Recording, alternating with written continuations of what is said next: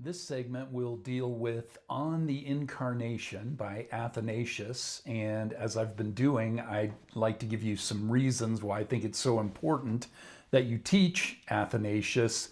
This one's an easy one in a sense. The reason is three words: Athanasius contra mundum. That means Athanasius against the world. That is how he has come to be known in history, and the reason is because Athanasius did, in fact, stand against the Western world and popular opinion on the incarnation.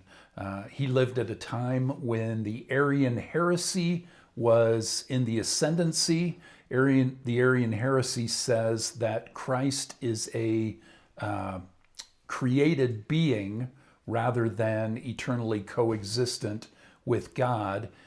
This is, in fact, heresy. Athanasius recognized it as such and took his stand regardless of how many people fought against him, regardless of how many times he was exiled and had to leave his home country. He was the man who stood firm. And then, how cool, he wrote a great book in defense of his position. So this is the great book On the Incarnation by Athanasius. Wonderful read, and we're going to talk now about what I wish I knew before I taught on the Incarnation. So the first thing that I wish I knew before I taught on the Incarnation was that there is an excellent preface by C.S. Lewis about this book. So you can, if you look for the right edition, which is published by St. Vladimir's Seminary Press, if you look for that edition, it includes the C.S. Lewis preface that is really a wonderful meditation on great books. I just want to read you a tiny bit here. Lewis is making the argument that it's really much easier to read the great books than most people think, and this is what he says in that preface. The great man, just because of his greatness, is much more intelligible than his modern commentator. And then he goes on to say, it has always therefore been one of my main endeavors as a teacher to persuade the young that first-hand knowledge is not only more worth acquiring than second-hand knowledge, but is usually much easier and more delightful to acquire. Great books are great books oftentimes because they are so well written and so clearly expressed. So Lewis makes a great case for that in his preface. Definitely pick up that edition when you get ready to tackle On the Incarnation by Athanasius. I also wish that I knew that Arianism is not dead, far from it.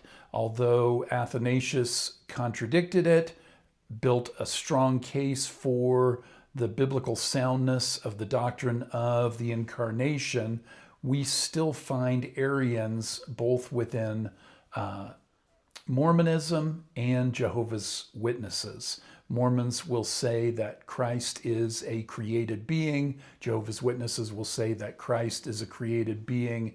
They discount the Trinity and the coexistence of the Father and the Son throughout eternity. So this is not an argument that mattered only in the 4th century AD.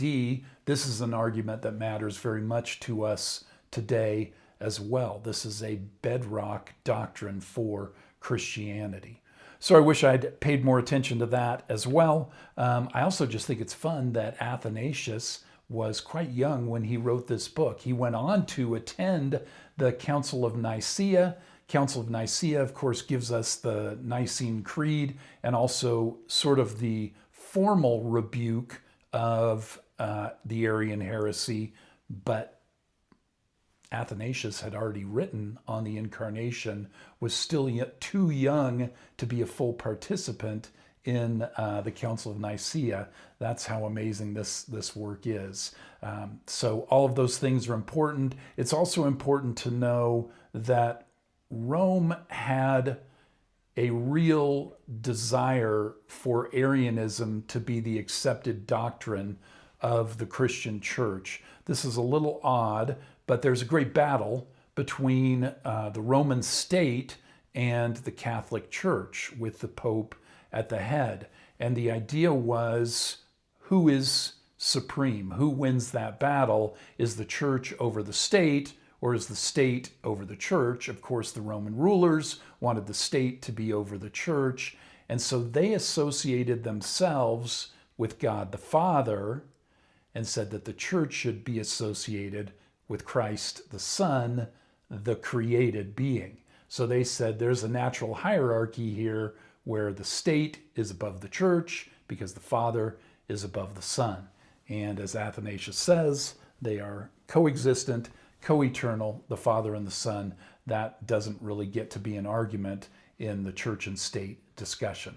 So all of those things are important to know going forward. You understand the doctrine of the incarnation is that Christ is fully God and fully man. Athanasius will completely unpack that for you in this book, and you will enjoy teaching this.